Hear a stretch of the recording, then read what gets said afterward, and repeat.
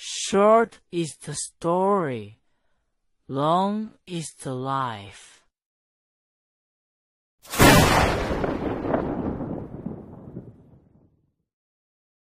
Wukong's archive presents China Urban Legends, the Stacked City of Kaifeng. Kaifeng. Everybody knows it when you say the name. Ancient capital of 8 dynasties. The eastern capital of the northern Song. The city painted in along the river during the Qingming festival. Soup dumplings, iron pagoda, dragon pavilion, the travel guides lay it all out clearly. But what I'm here to tell you today is not the Kaifeng you see in travel guides. What I'm going to tell you is the city underneath this city's feet. People of Kaifeng themselves know. Kaifeng is a city stacked on top of a city. That's not a metaphor. It's a plain, hard fact. Over the years, archaeological teams have dug down layer by layer and uncovered 6 cities. At the very bottom is Daliang, the capital of the Wei state from the Warring States period. On top of that lies Bianzhou city of the Tang dynasty. Above that sits the eastern capital of the northern Song. Then comes the Bianzhou capital of the Jin dynasty. Then the Kaifeng city of the Ming dynasty. And only at the very top is the Kaifeng of the Qing dynasty and the present day. 6 cities, one stacked on another, the deepest point 12 meters below ground. 12 meters. What does that mean? 3 or 4 stories high. In other words, when you stand on the busiest drum tower street in Kaifeng, 3 or 4 stories beneath your feet is buried an entire imperial palace of the Great Song dynasty. A whole city that was the most prosperous on earth back in its day. It wasn't burned. It wasn't destroyed. It was buried alive, layer by layer, under the silt of the Yellow River. Buried for centuries and nobody knew. The first time I got wind that something about this place wasn't right was 1981.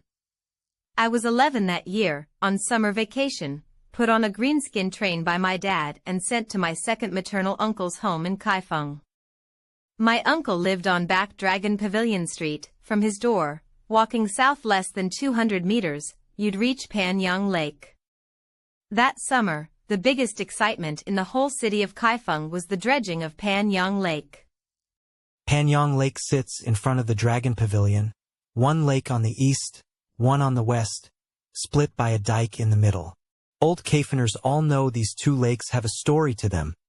The eastern one is called Pan Family Lake, the western one Yang Family Lake. Legend says that back in the Song dynasty, the Yang family general's mansion stood by the lake, and Pan Rinmei's mansion stood by the lake too, one loyal minister, one treacherous minister, and even the lake water could tell loyal from treacherous. The water of Yang family lake was clear, and the water of Pan family lake was murky. When I was a kid, I took that as a story to pass the time. But during the dredging in 1981, I got to see it with my own eyes. The dredging was organized by the city. Word was the silt at the bottom of the lake was too thick, hadn't been cleaned in decades, so they'd clear it out, and while they were at it, tidy up the Dragon Pavilion scenic area. Back in those days there were none of the excavators you have now, it was all manual labor. Several hundred laborers, bare-chested, wearing rubber boots, stood in black mud up to their waists and flung the muck ashore shovel by shovel. I crouched on the bank every day watching the excitement, watching them toss all kinds of things out of the mud, broken bowls, copper coins, bits of porcelain, half a door panel that had sunk down God knows what year. The other kids watching all ran to pick up the copper coins. I didn't pick any. I thought those things were bad luck. On the 3rd day of dredging, something happened. That afternoon, a laborer drove his shovel down, and the blade struck something hard. The jolt went numb through the webbing of his thumb. He figured it was a big rock, bent down to feel around, and the longer he felt, the more his face changed. What he felt wasn't rock, it was brick. Neatly laid gray bricks, one course pressing down on another, built into a wall. Word spread fast. That very night, the city's archaeological team showed up. As soon as the archaeological team arrived, the dredging turned into treasure hunting. It turned out that buried beneath Panyang Lake was a Ming-dynasty prince's mansion, the Zhou prince's mansion. Back in the Ming dynasty, Zhu Yuanzhang enfeoffed his son in Kaifeng as the Prince of Zhou, and the Zhou prince's mansion occupied nearly half of Kaifeng city, bigger than today's Longting Park. Later, when the Yellow River flooded, the entire mansion was buried under silt, buried completely clean, with no trace left on the ground surface. For several hundred years, everyone assumed the Zhou prince's mansion was just a legend, until 1981, when a dredging worker's shovel uncovered it. The moment the news spread, the whole city of Kaifeng was in an uproar. But the strange thing I'm about to tell didn't start with the discovery of the Zhou prince's mansion. It started that night. The dredging went on during the day and at night too. Those years were all about progress, and the deadline was tight. The site was strung with electric lights, and the workers were split into 3 shifts, so it never stopped at night. A neighbor of my second uncle's, surnamed Zhou, named Zhou Dashuan, also worked at the site, on the shift that ran in the small hours. He later told something to my second uncle told my dad, and my dad told me, and that's how it reached my ears. Zhou Dashuan said that during the small hours they dug to a spot near the center of the lake on the north side of Yangzhou Lake. As they dug, a sound came from beneath their shovels. It wasn't the sound of hitting brick or stone, it was hollow. He said it was hard to describe, it was like slapping the blade of your shovel against a big vat, hollow underneath, a dull, muffled thud. A few people gathered around and cleared away the soft mud, revealing a pitch-black opening beneath, square and neat, wide enough for one person to go down. The edges of the opening were built from gray bricks, the gaps between them packed with black mud, clearly something ancient. The foreman wouldn't let anyone go down. He said, "In the dead of night, who knows what's down there after digging out a hole like that? Wait until the archaeological team arrives tomorrow." But the opening just sat there exposed, and the lake wind blew out of it in the small hours, moaning. Zhou Dashuan said he crouched by the opening and smoked half a pack of cigarettes, and the more he smoked, the more something felt off. He had a feeling that there was someone in that hole. Not someone coming out, someone going down. He couldn't explain where the feeling came from. He just felt that down in that hole, in that pitch-dark place, something was moving. He lay down flat, pressed his ear to the edge of the opening, and listened for a long time. The lake wind moaned as it blew out, but he wasn't listening to the wind. He heard footsteps down below. Later, I saw reports from those years about the excavation of the Zhou prince's mansion. They said a lot of things came out of the ground. The palace's foundation platforms, the bluestone steps, glazed tiles shattered all over the ground, the eave tiles fired with dragon patterns. The reports said these were Ming-dynasty objects, and they were fired so well several hundred years on the colors were still bright. But there was one line in the reports that I didn't pay attention to at the time, and now when I think about it, it makes my skin crawl. The report said that beneath the foundation platforms of the Zhou prince's mansion, there was a layer of even older wall foundations, built with an oversized kind of gray brick, not the same style as the Zhou prince's bricks, clearly much older in age, and the archaeological team had temporarily not continued digging deeper. The oversized gray bricks. They were the same kind of bricks as the opening Zhou Dashuan described. Zhou Dashuan didn't dare make a fuss. When day broke the next morning, he told the foreman about it, and the foreman cursed him for talking nonsense. But that same morning, the archaeological team came to look at the hole. They circled it 3 times, and their faces all looked grim. They said this wasn't part of the Zhou prince's mansion, the position was wrong, and the bricks were wrong too. The Zhou prince's mansion used those small Ming-dynasty bricks, but the bricks in this hole were much larger, clearly from the Song dynasty or even earlier. Zhou Dashuan never found out how the hole was handled in the end. All he knew was that within a few days it was filled in. The archaeological team said it was a silt collapse that had sealed the hole shut. But Zhou Dashuan didn't believe that. He told my second uncle that he'd gone back to sneak a look later, and that hole wasn't collapsed at all. Someone had bricked it up from above with new bricks. Who did it and why, nobody ever said. After that summer ended, I went home, and little by little the whole thing slipped from my mind. What really brought it back was a passage I read in a history textbook 5 years later. It went like this: Kaifeng City, city atop city, several cities buried beneath the ground. That was all the textbook said, one light, passing line. But when I read it, the first thing that surfaced in my head was Zhou Dashuan squatting by the lake smoking a cigarette, and what he'd said. Someone went down into that hole. And there was one more thing, something my second uncle only told me many years later. He said that in the autumn after the dredging ended, Zhou Dashuan quit his job and moved away. He'd been living just fine on Longting Back Street, but suddenly he sold his house and moved to the eastern part of the city, far from the lake. When people asked why, he said the lakeside was no place to live. When they asked what he meant by that, he wouldn't say another word. My second uncle said that after Zhou Dashuan moved, his mind was never quite right. He'd grab anyone and say the same thing: there are people under that lake, and if you dig down, layer after layer, it's all people. Then one year, when Zhou Dashuan's grandson was 5, the boy was playing by a drainage ditch east of the city and nearly drowned. A passerby fished him out. When Zhou Dashuan heard about it, he stared into space for a long time, then said something that scared my second uncle half to death. He said, "The people down there want to trade one of theirs for one of ours."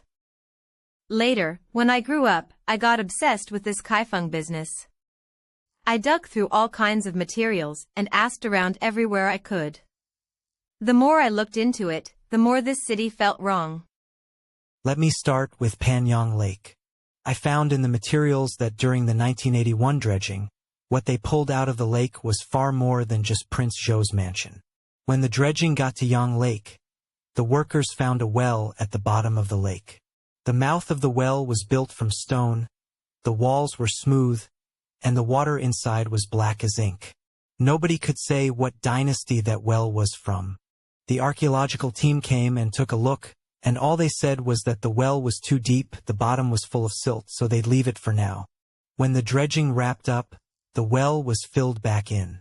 But the old folks living by the lakeshore said that the spot where that well sat, the older generation called it the Sky Well. It was still there during the Republic era, a well in the courtyard of a big household near the Dragon Pavilion. Later, when the Yellow River burst its banks, the whole courtyard, well and all, got buried under the lake. The old folks also told another story, why the water of Pan Lake was so muddy. Back in the Republic era, the Yellow River broke its banks near Kaifeng. The floodwaters poured into the city, drowning most of Kaifeng, and nobody could say how many people died. After the water receded, a stretch of unmarked graves appeared by the shore of Pan Lake. Buried there were all the people who drowned that year, refugees who'd fled famine from other regions, nobody to claim them. Later the graves were leveled and houses built on top. But the water of Pan Lake stayed muddy from that day on. Some said it wasn't silt, it was the bones of the people who drowned that year, still rotting in the soil by the lake. That's not scientific, but the people by the lake believed it. They said no matter how clear Yang Lake's water was, nobody dared to swim in Pan Lake. When kids misbehaved, the adults would scare them. There are people under Pan Lake, if you go down you won't come back up. My second uncle also told me about something that happened at the dredging site. He said he saw it with his own eyes. There was this laborer, digging mud all day like normal. When they knocked off in the afternoon, he pitched headfirst into a fresh-dug mud pit. That pit wasn't deep, only up to his waist, and the guy next to him yanked him right out. But after he came up, something was off. His eyes were glassy, and he kept muttering one phrase over and over: "There's someone down there. There's someone down there. Telling me to come down." The foreman figured he had heatstroke and had a couple of guys carry him under a tree to rest, and poured half a pot of cold tea into him. He rested until dark, and then he came around. They asked him what had happened, and he couldn't remember a thing. He only said he felt like he'd had a dream. He dreamed he was walking down a pitch-black opening, going deeper and deeper, walls on both sides, and there were doors in the walls, one after another, all shut. He said he got to the very bottom and saw one door that was open. Standing inside the doorway was a person in old-fashioned clothes, beckoning to him. He said he was just about to step through when someone grabbed him and woke him up. The men on site heard this and all said he'd gotten confused out in the sun. But my uncle said that laborer quit the very next day. When he left, his face was sallow as wax, and he didn't even collect his full pay.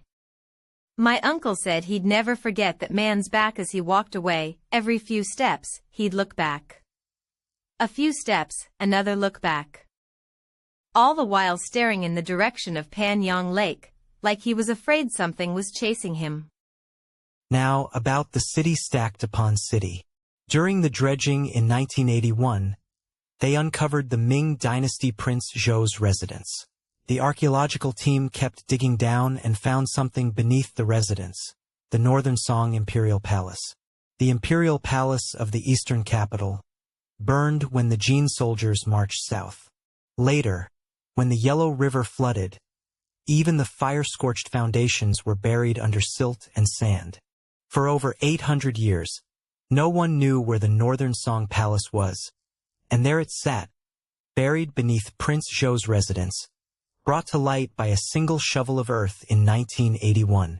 The materials I read back then said the site of the Northern Song Imperial Palace was around what is now Dragon Pavilion Park.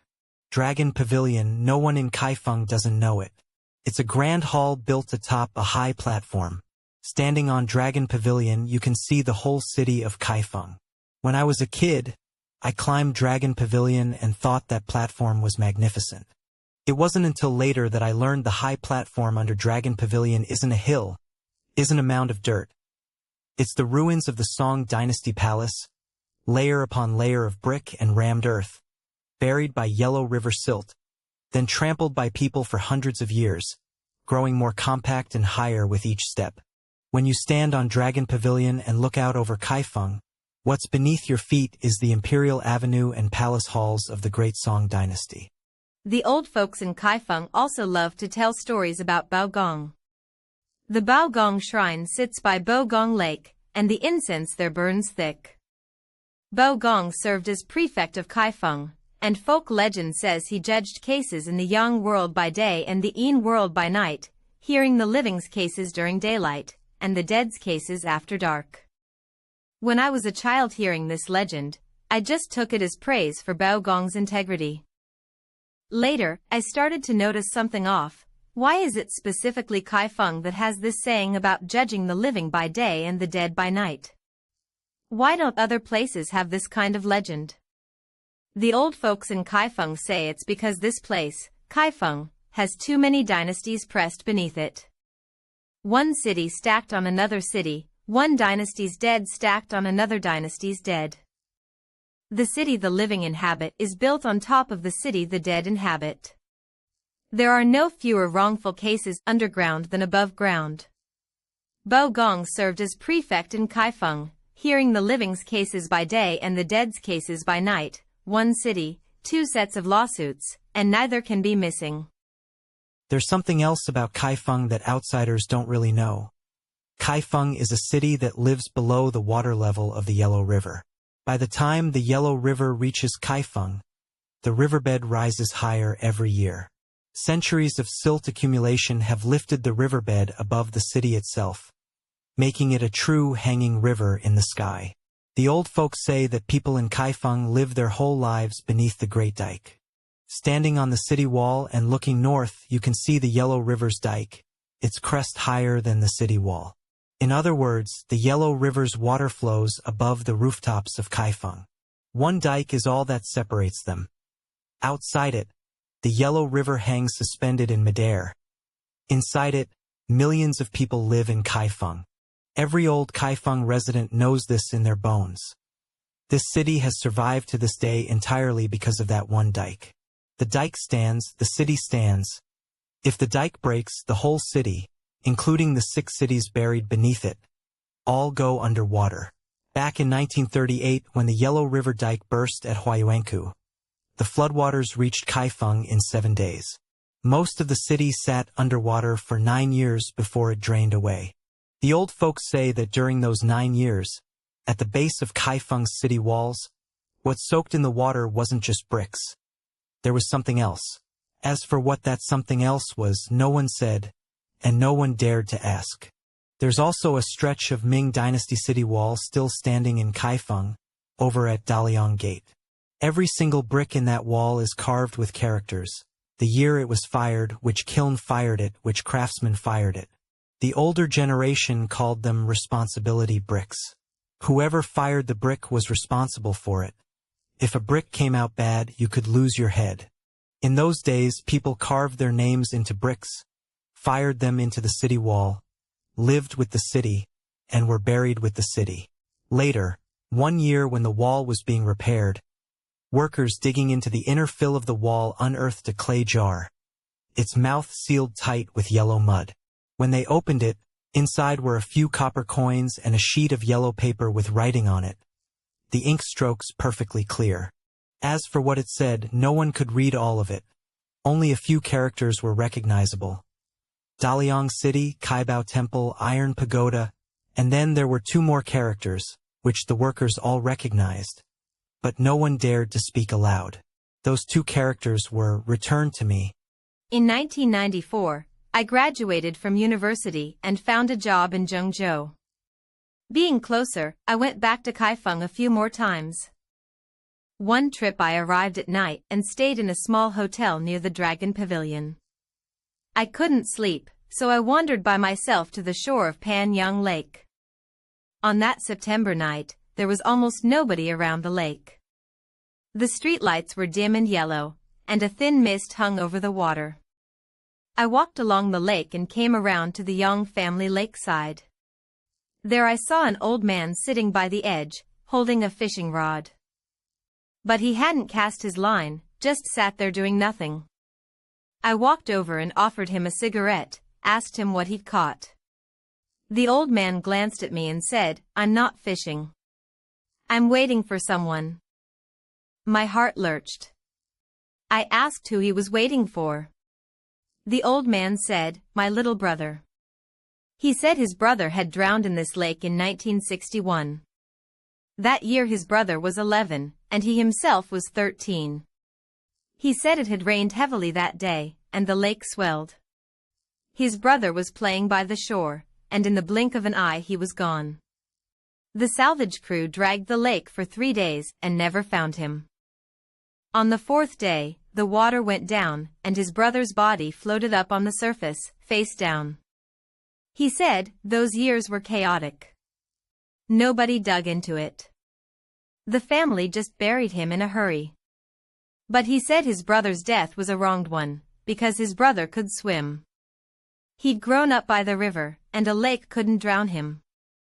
I asked him, "So how many years have you been waiting here?" The old man said, "From 1961 until now. Every summer I come." I asked again, "Did you ever wait for him to come?" The old man was silent for a long time, then said, "1 year, I did." He said he saw a figure float up on the lake, pitch dark, impossible to tell whether it was man or ghost. It drifted on the surface, moving toward him. He called his brother's childhood name, and the figure stopped. It paused for a few seconds at the center of the lake, then sank down little by little. The old man said, that was 1991. That day happened to be the 30th anniversary of my brother's drowning. As I listened, a chill ran down my back. I remembered what Zhou Dashuan had said, someone went down into that hole. I remembered what the old folks used to say, there are people under Pan Family Lake. I remembered when I was 11 years old, squatting at the edge of a dredging site, watching a worker fling a child's cloth shoe out of the black mud. That shoe was red, with a yellow plum blossom embroidered on the upper. Back then I picked it up for a look, then threw it away. That shoe, I've remembered it for over 30 years.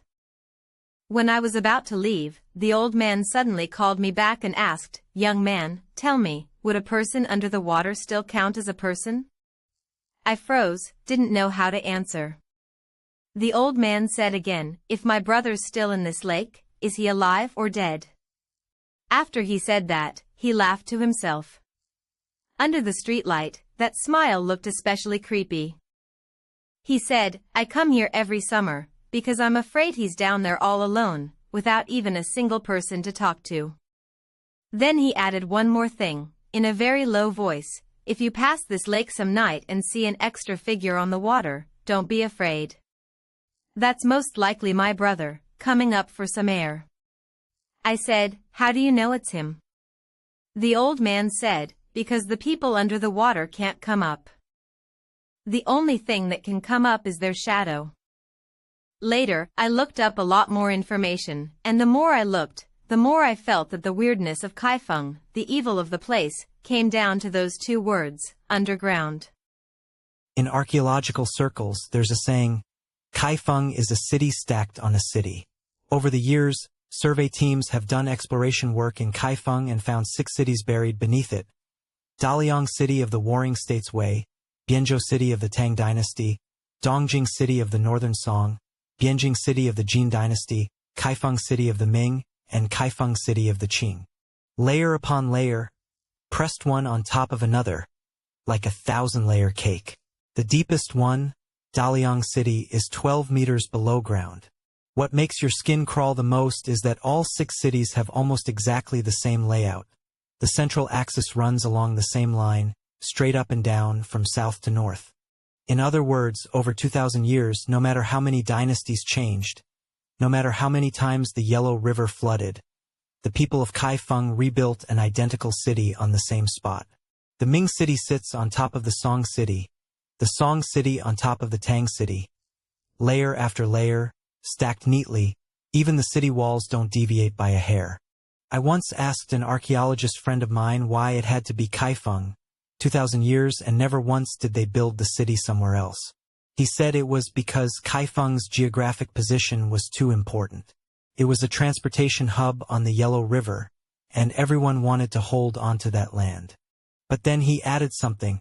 He said there was another theory circulating inside the archaeological community, one he shouldn't really tell me. I said, go on, tell me. He hesitated for a long time, then said there was a theory that it wasn't that the living didn't want to move, it was that the dead didn't want the living to move. Too many dynasties were buried beneath Kaifeng. Every layer of every city was filled with people. If the living moved away, then those people would have no one left to look after them. After he said it, he laughed at himself and said it was just superstition not to take it seriously. But when he said those words, his eyes kept looking downward, at the ground beneath his own feet. Later, he also told me about the Zhou Bridge. The Zhou Bridge is underneath Zhongshan Road. It was the bridge on the Imperial Street of the Northern Song, the Zhou Bridge in moonlight of the 8 sites of Bianjing. That's the one. In recent years, the archaeological team dug beneath Zhongshan Road and unearthed the Ming-dynasty Zhou Bridge. Its deck paved with bluestone and its stone walls carved with reliefs of seahorses and auspicious beasts. But that wasn't the end of it. Beneath the Ming Bridge deck, there was still the Song Dynasty Bridge deck pressed underneath. My friend said that when they got down to the Song Dynasty Road level, he stood at the edge of the pit looking down, and he saw 2 deep carriage ruts pressed into the earth, clear as day. He said the first thought that popped into his head was, these ruts look like a horse cart rolled over them just yesterday. When he said that, his voice had a hollow quality to it. He said he'd dug up plenty of things in all his years in archaeology, but never once had anything made him feel that time was so close. As if that dynasty wasn't 800 years ago, but last night. I also looked up records on the Northern Song's Dongjing city. It was a city of 1.5 million people, the largest city in the world at the time, bigger than any city in contemporary Europe. The city had night markets, taverns, storytellers, acrobats, and at the 3rd watch of the night the lights were still blazing. Along the river during the Qingming festival painting depicts exactly this. Every person in the painting is busy with their own affairs, and none of them could imagine that the city in the painting would later be buried, one layer after another. In the 2nd year of the Jingkong era, the Jin soldiers broke through the city. Dongjing burned for 3 days and 3 nights. Of its 1 million residents, some died and some fled. Old folks say that after that great fire, Dongjing never stood up again. By the time it stood again, it was already the Ming dynasty. But the layer buried in the ground, that one was still burning. That saying sounds mystical, but later I saw in the materials that when the archaeological team excavated the ruins of the Northern Song Imperial Palace, they found a thick layer of ash in the soil. Black, fully half a foot thick. That layer of ash was left behind by the Great Fire of the Jingkong era. More than 800 years later, it's still pressed there underground, not rotted, not dissolved. Touch it with your hand and it's still ash. In 2002, on a business trip passing through Kaifeng, I made a special trip to find Zhou Dashuan. Zhou Dashuan was still alive, running a bicycle repair stand at the entrance of Iron Pagoda Park. I told him I was the kid from Longting Back Street back then. He thought for a long time, then remembered. I asked him whether what he heard that night in 1981, by Yangzhou Lake, had really been footsteps. He was silent for a long while, then said that in all these years, no one had asked him about it again, and he himself didn't want to think about it. He said that night he lay flat at the mouth of the hole and listened for about a minute or two, and he definitely heard a sound coming from below, not the wind. He said the sound wasn't hurried, one, then another, very steady, like someone wearing cloth shoes, walking on a stone slab road. He said his hair stood on end, but he didn't run. He lay there at the opening and listened a while longer. He said the sound wasn't coming up from the bottom of the hole, it was coming from deeper than the bottom, as if separated by a floor slab, rising from another layer further down. As if, beneath that hole, there was another city. I asked him how the hole was finally filled in. Zhou Dashuan said it wasn't a cave-in. He said he saw it with his own eyes that night after getting off work. He didn't leave. He hid in the dark and watched. At a little past 2 in the dead of night, a few men came, carrying bricks and lifting buckets of mortar, and they bricked the opening shut from the top. After they finished, the men stood by the lake and talked for a while, then picked up their things and left. He said he didn't dare move at the time, and only after they were far gone did he slip over to look. The mortar on the newly laid bricks was still wet. He said he touched it. That mortar was cold. Ice cold. I asked him whether he recognized those men. Zhou Dashuan said no, but he said that when they left, they headed in the direction of Longting. After saying this, he added one more thing: in those years, Longting's gates were locked at night. I asked him, all these years, do you still hear that kind of sound? Zhou Dashuan didn't answer. He lowered his head and fiddled with the tire in his hands, fiddled for a long time, and only then said, I moved far away. Can't hear it anymore. But then he said, not hearing it is worse than hearing it. I asked him what he meant. He said, think about it, back where you used to live, there's the sound of someone walking under the ground. You can hear it. You know he's there. You can still hide. After you move away, you don't know whether he's followed you or not. When he finished, he looked up and met my eyes. That look, I still remember it to this day. He said, later, my wife said something to me.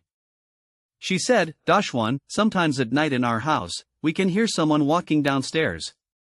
But we live in a one-story house. I asked him whether he still had anything from that time. Zhou Dashuan thought for a moment, then pulled a cloth bundle out from under the stand. He unwrapped it layer by layer. Inside was a gray brick. He said he'd pried it loose from the edge of the hole that year, just this one piece, and had hidden it in secret for over 20 years.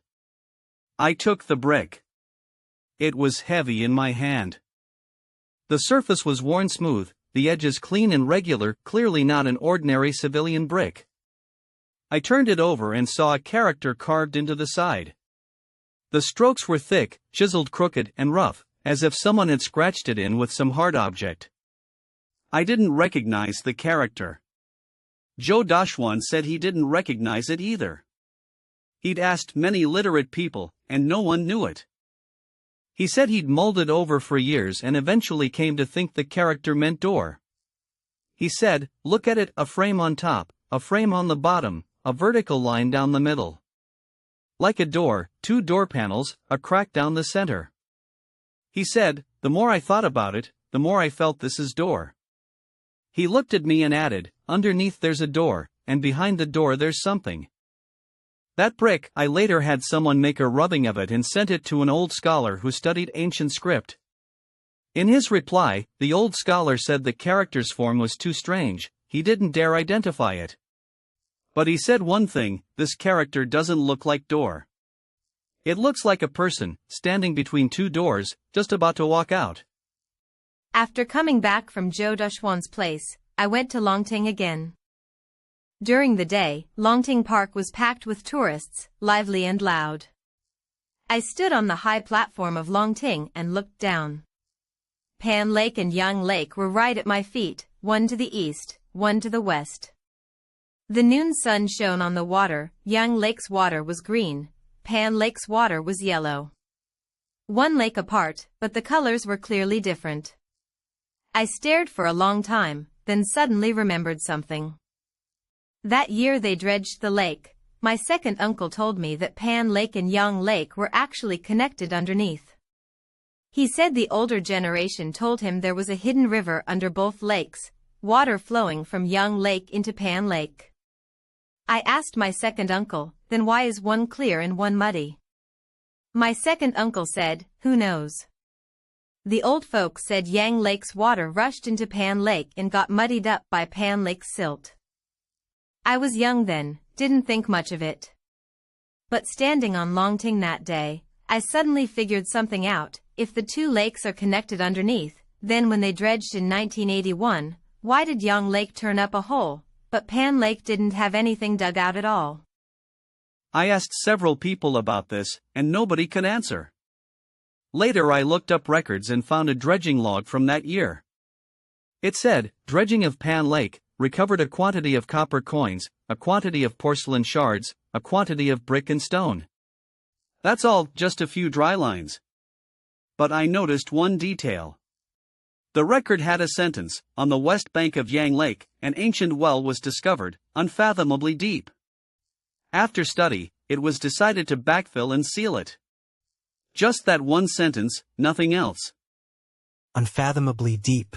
I stared at those 4 characters for a long time. That year of the dredging, the lake water was pumped dry, the lake bed was exposed, and the workers stood in knee-deep mud, digging shovel by shovel. A well. They dug it out. The mouth of the well was lined with stone, the walls smooth, the water inside black as ink. An archaeology team came, took a look, and said the well was too deep, there was silt underwater, they wouldn't touch it for now. Then backfill. About that well I later heard another account. There was a 90-something-year-old woman by the lakeshore, the oldest person in that area. She said she knew that well. During the Republican era it was called the Dragon-Locking Well. She said the old folks passed down a story.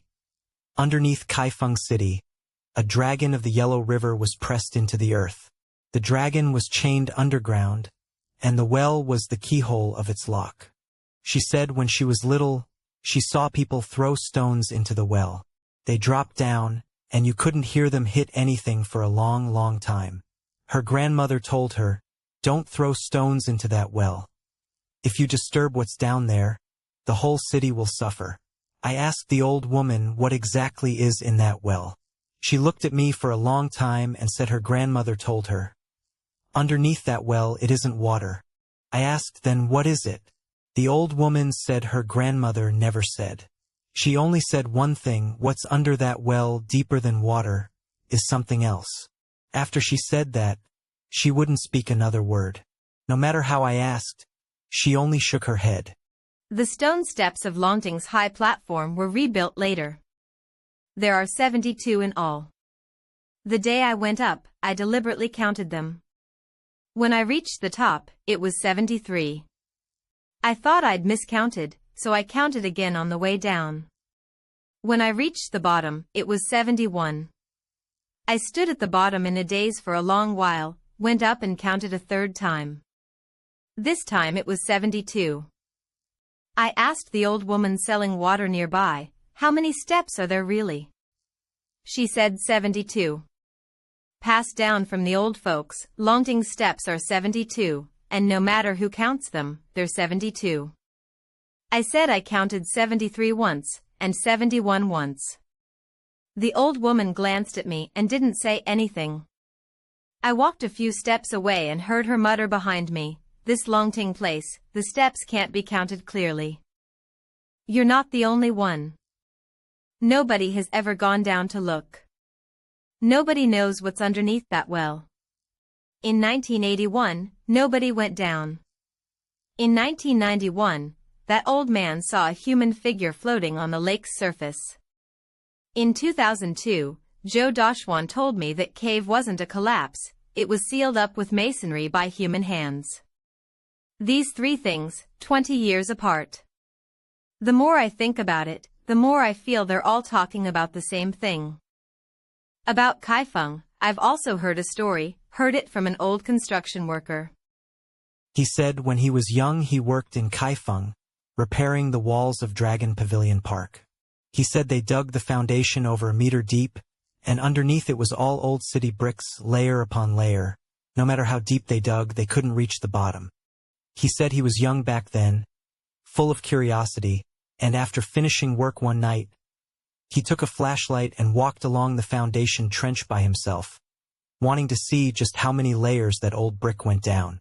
He said he walked maybe a few dozen meters, the flashlight beam shining on those brick walls, layer after layer, like someone had stacked the walls of dozens of cities on top of each other.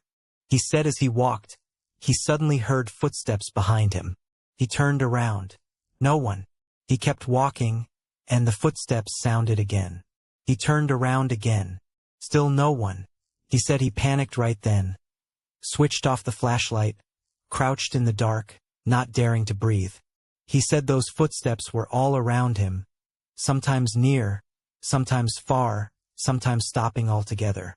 He said he crouched there for about half an hour before the footsteps finally faded completely. He said he crawled out of there afterward, and from that day on, he never took another job in Kaifeng. I asked him, "Those footsteps you heard, what did they sound like?" He said, "Not heavy, very steady, one step, then another, like someone wearing cloth shoes walking on a flagstone road." Exactly the same as what Zhou Dashuan said. Later I also heard a story from a local Kaifeng taxi driver. Said there was a night shift driver who picked up a passenger at the train station around 2 in the morning, and the passenger said he wanted to go to Zhou Bridge. The driver said Zhou Bridge was long gone. The passenger said, "Just drive along Zhongshan Road, and I'll point out the spot when we get there." So the driver drove, and when they reached the middle stretch of Zhongshan Road, the passenger said, "Here it is," paid the fare and got out. The driver looked down at the money in his hand. It was 2 sheets of yellow funeral paper. The driver's hair stood on end right then. He got out and looked at the back seat. Clean as could be, no one there. He looked in the direction the passenger had gone, and Zhongshan Road lay empty, not a single shadow of a person. The next day the driver went to the fleet and told the others. The older drivers all heard him out and said nothing. Later, one veteran driver took him aside and said, "That spot. Underneath it is the old Zhou Bridge ruins. A few years back the archaeology team dug there and uncovered layer after layer of bridge deck, layer after layer of road surface." The veteran said, "From now on, if someone on your night shift asks to go to Zhou Bridge, drop them off at the Zhongshan Road intersection. Don't drive any further." The driver asked why. The veteran said, "That place, the living can't make it up there, but the ones down below come out all the time." Now that I've gotten this far in the story, I want to recall a small detail. In 1981, the year they dredged the lake, I was squatting on the bank watching the commotion when I saw a laborer pull a stone slab out of the mud. The slab wasn't big, it was blue-gray, with characters carved into it. Traditional characters, with very fine strokes. The laborer was illiterate. He turned the slab over and over in his hands, then casually tossed it onto the pile of mud. I went over and took a look. I didn't recognize any of the characters, but one of them stuck in my memory the most. That character had a lot of strokes, like a city, with a roof on top and what looked like a person standing underneath. I was young then, and I just thought the character looked rather pretty. Later, when I studied history, I learned that the character meant city. But every time I think about that stone slab, think about that character, my skin crawls. That slab was dredged up from the mud at the bottom of Pan and Yang lakes. And what was carved on it was the character for city. The old folks in Kaifeng say that this place is a city stacked on a city pressing down on a city, the living dwell atop the city, the dead dwell beneath it. One layer of city is one layer of earth, one layer of earth is one layer of people. Walk through Kaifeng for a day, and under your feet lie 2,000 years of city. Live in Kaifeng your whole life, and the sky above your head is the same sky, but the ground beneath your feet, layer upon layer, is all other people's houses. As for what exactly lies beneath this city, I've heard many theories. Geologists say it's just normal urban stratification. Every ancient city in the world is like this, and the Yellow River carries so much silt that it buries things quickly, nothing more. Psychologists say it's a collective memory of the people. Once a city is buried for long enough, legends grow in people's hearts. And when there are enough legends, some people genuinely believe they've heard something. Folklorists say it's in houses pressing on yang houses. City pressing on city, people pressing on people, the chi flowing wrong, so strange things happen. But hearing these theories, I feel like even they don't quite believe their own explanations. Because none of them can explain the footsteps Zhou Dashuan heard, can explain the figure that old man saw, can explain the sound that old construction worker heard while crouching in the dark. Thump, thump, a very steady sound. These sounds are not legends, they were heard with ears. And what the ears hear cannot be explained away by legends. The last time I went to Kaifeng was 2021. At night, I went to Pan Yang Lake again. The lights by the lake were on, and the outline of the Dragon Pavilion was reflected on the water, along with rings of streetlights, quiet and still. I stood by the lake and watched for a long time. The lake was completely calm, not a breath of wind.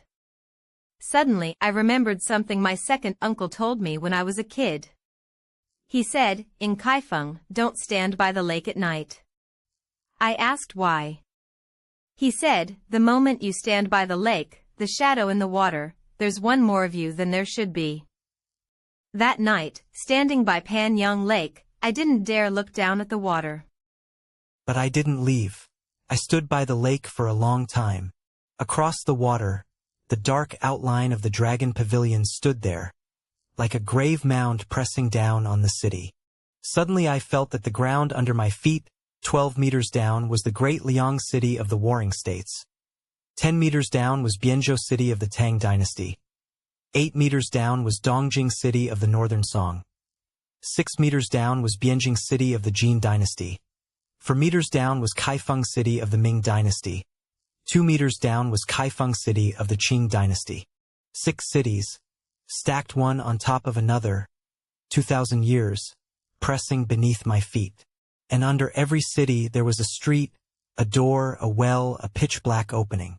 And under those openings, there were sounds of people walking step, step, steady, like someone in cloth shoes walking on a stone-paved road. On that trip in 2021, during the day I also went to the Zhou Bridge archaeological site. The site was surrounded by iron fencing, and on the fencing were descriptions of the excavation. I stood outside the fence and looked in, and saw a patch of bluestone pavement at the bottom of the pit, bleached white by the sun. A sign stood beside it, noting the date of that pavement layer. I glanced at the sign but didn't go closer, because when I looked at that layer of pavement, a thought suddenly surfaced in my mind. Under that pavement, there was another layer, and under that layer another, layer after layer going down with no end. Just like the hole Zhou Dashuan talked about, just like the doors that migrant worker dreamed of. I stood outside the site and suddenly felt the ground beneath my feet sinking. Actually, the ground wasn't sinking, it was my imagination. But at that moment, I truly, vividly felt that the place I stood on was hollow underneath, layer after layer, all hollow. During those few days in Kaifeng, I also went to the old street by the Iron Pagoda Park and asked around among the old neighbors from Longting Back Street for Zhou Dashuan.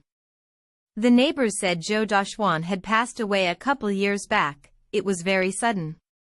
He was fine the night before, and the next morning he just didn't get up.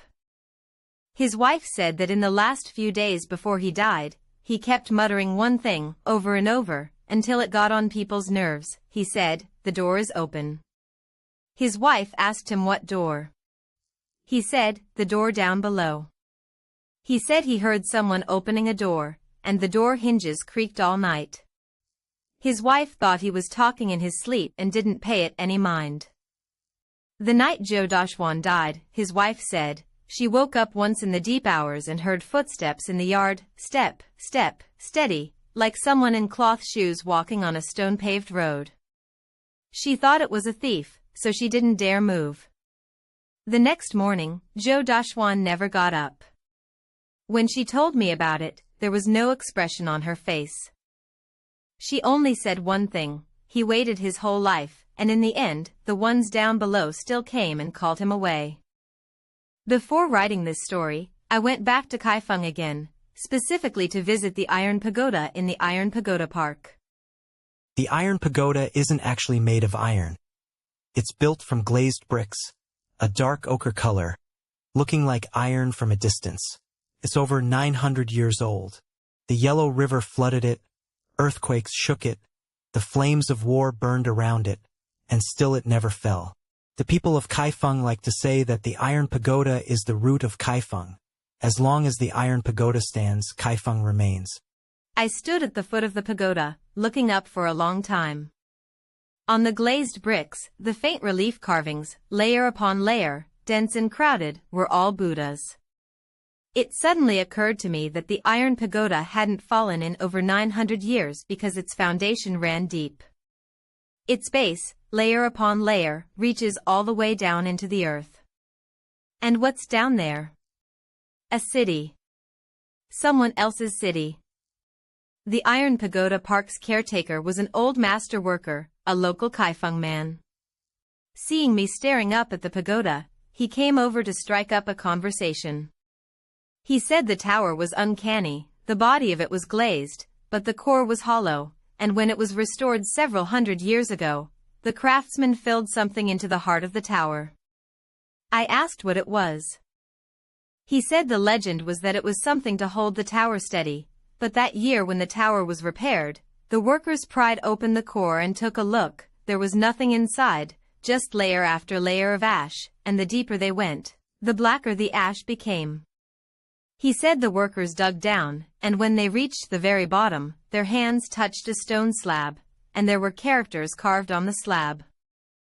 The workers couldn't read, so they called someone literate over to look. They puzzled over it for a long time and recognized two characters, in traditional script, with a great many strokes. The old master said those two characters, one was city, and the other, no one recognized. He paused for a moment, then said, afterward, that stone slab was put back exactly as it had been. Why it was put back, no one said. He looked at me and added one more thing. On the day the slab was put back, the workers said that from inside the tower's core came a low humming, and it rang on for the whole afternoon, like someone below, down in the earth, was knocking on a wall. When I left, it was almost dark. The Iron Pagoda Park was closing, and the caretaker urged me out. When I reached the gate, I looked back. The Iron Pagoda stood in the twilight, dark and looming, like a nail driven into the ground, piercing from the 6 buried cities beneath the earth all the way up into the sky.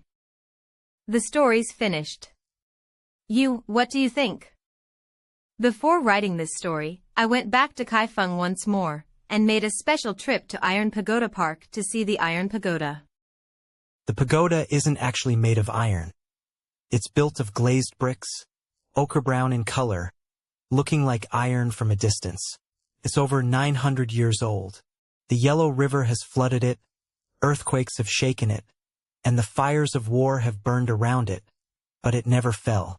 The people of Kaifeng like to say the Iron Pagoda is the root of their city. As long as the pagoda stands, Kaifeng stands. I stood at the base of the pagoda and looked up for a long time. On the glazed bricks, the blurry relief carvings, layer upon layer, dense and packed, were all Buddhas. It suddenly occurred to me, the iron pagoda has survived 900 years because it's rooted deep. Its foundation, layer upon layer, reaches all the way down into the earth. And what's down there? A city. Someone else's city. The park attendant was an old master worker, a Kaifeng local. Seeing me staring up at the pagoda, he came over to chat. He said this pagoda was uncanny, the exterior was glazed brick, but the core was hollow. When it was restored a few hundred years ago, the craftsmen had filled something into the pagoda's core. I asked what they filled it with. He said the legend was that it was to suppress the tower, but when they repaired the pagoda that year, the workers pried the core open and took a look. Inside there was nothing at all, just layers of dust, and the deeper they went, the darker the dust. He said the workers dug down, and at the very bottom, they touched a stone slab, and there were characters carved on the slab. The workers couldn't read, so they called for someone literate to look. They studied it for a long while and recognized 2 characters, in traditional form, with a great many strokes. The old master said those 2 characters, one was city, and the other, no one recognized.